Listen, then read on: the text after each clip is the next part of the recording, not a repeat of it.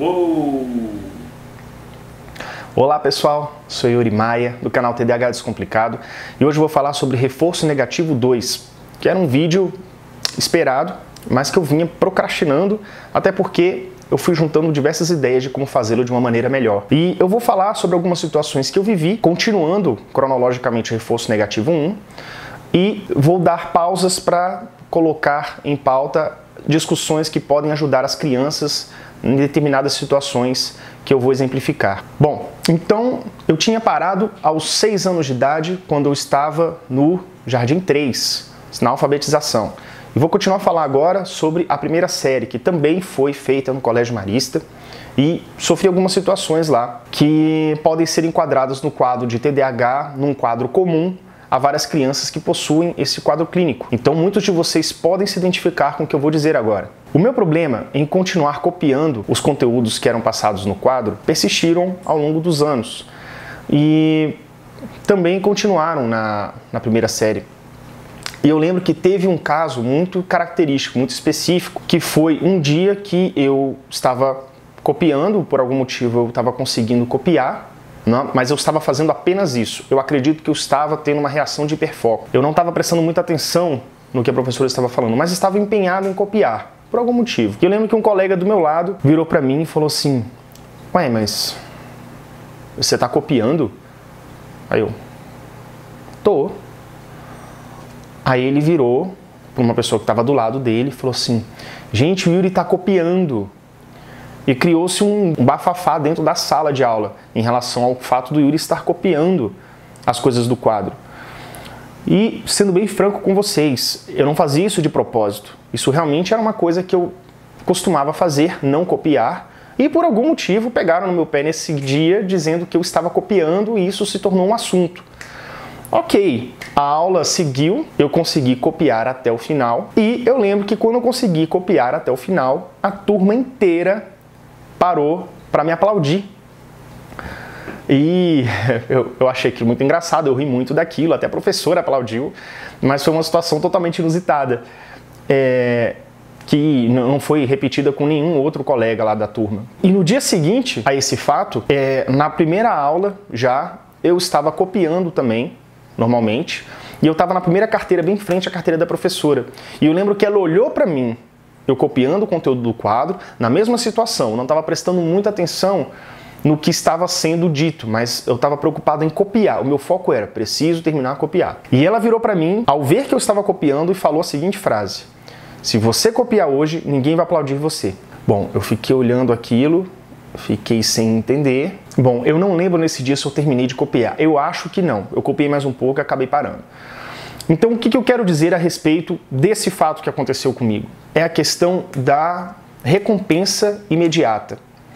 Geralmente, portadores de TDAH, isso eu estudei faz pouco tempo, então assim, na época eu com 6, 7 anos de idade não estava fazendo isso de forma proposital.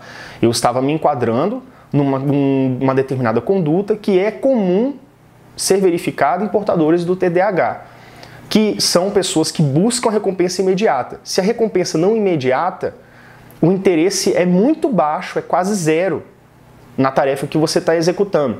Então muitos de vocês podem perceber isso, podem ter esse tipo de comportamento também. A partir do momento que eu virei o centro das atenções por copiar, não por aprender o conteúdo, mas por copiar, isso fez muito sentido para mim. Isso era a minha recompensa imediata. E assim eu consegui focar com maior precisão naquele exercício que eu estava fazendo, que era de copiar, em busca daquela recompensa. Mas uma recompensa duradoura como, você vai tirar boas notas, você vai passar de ano, coisa que não fazia sentido para mim, não era o suficiente para conseguir o foco suficiente para finalizar aquela tarefa. Outro fato que aconteceu comigo também na primeira série, é em relação às amizades. Eu não sei se eu já comentei aqui, mas eu nunca fui de ter muitas amizades. As poucas que eu tenho são realmente duradouras, mas desde pequeno eu tenho essa dificuldade de colecionar amigos, vamos dizer assim. E eu possuo hoje uma tese de por que essas coisas aconteciam, e eu acho que vocês podem se identificar com isso também. Eu lembro que na primeira série mesmo, por algum motivo minha mãe me questionou sobre o fato de eu trazer alguns amigos lá para casa, por que eu não estava trazendo, como é que estavam minhas amizades no colégio. E eu disse, olha mãe, eu não tenho muitos amigos. E minha mãe foi na escola e foi questionar com a minha professora por que eu não teria amigos, vamos dizer assim, né? E a professora teve a brilhante ideia que depois dessa conversa, no dia seguinte, ela virou para a turma no meio da sala e fez uma enquete e perguntou assim, turma, por acaso algum de vocês não é amigo do Yuri? Aí eu olhando aquela cena e falei, bom, não era bem isso que eu estava esperando que fosse acontecer. Mas ela fez essa enquete desse jeito e todo mundo falou assim, eu sou. Enfim, acabou se confirmando que ela virou lá na frente e falou, então Yuri, você tem amigos sim. Bom, eu não percebi aquilo, mas tudo bem. E, por exemplo, eu lembro de uma situação na hora do recreio, eu não costumava brincar muito com um grupo fixo de pessoas. Eu brincava com uns, depois no outro dia brincava com outros e gostava muito mesmo de brincar sozinho. A vida inteira eu tive esse hábito, minha infância inteira, de brincar sozinho.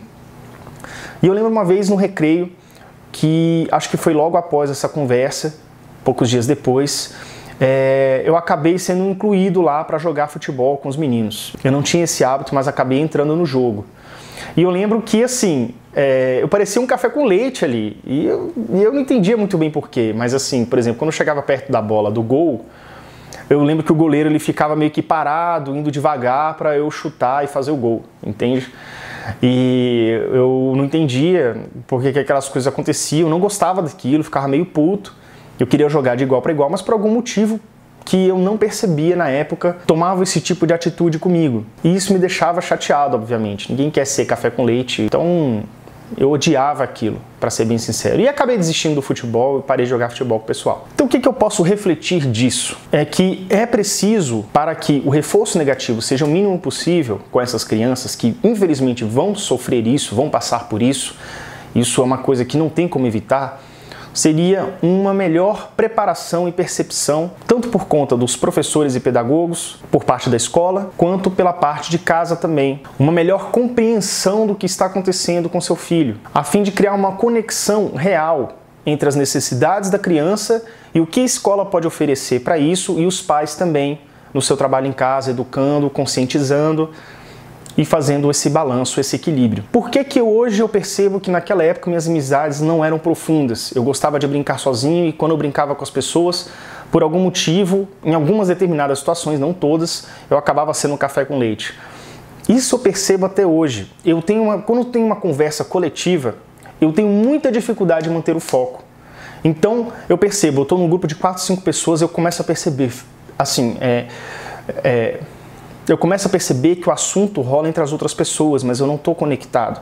De uma maneira ou outra, por vezes eu entro no assunto, faço um comentário ou outro, mas eu não estou conectado, eu não sou envolvido na conversa. Então eu estou sempre viajando. Eu estou ali de corpo presente, mas estou sempre viajando.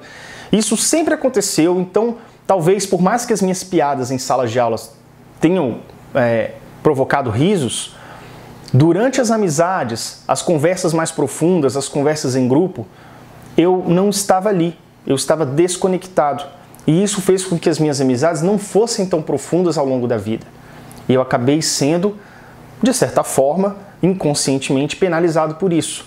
Até porque eu não tive uma orientação desde pequeno para lidar com essa situação, como eu acho que toda criança tem que ter. Então veja se você também se identifica com isso. Comigo acontece até hoje, e hoje, fazendo uma reflexão madura e adulta sobre os fatos que ocorreram na minha infância, eu posso criar esses vídeos de reforço negativo, a fim de dar alguma dica para os pais, para os pedagogos e professores, para evitar esse tipo de situação. Então é isso, vou fazer um vídeo mais curto, espero que você tenha gostado. Se você gostou do vídeo, curte, compartilha, comenta, eu quero saber sua opinião. Não esqueça de curtir também a página do YouTube, é muito importante curtir a página do YouTube. Farei novos vídeos de menor duração sobre o reforço negativo e outros temas também legais que vocês podem sugerir, e eu também tenho algumas ideias, tá bom? Então é isso, muito obrigado e até a próxima!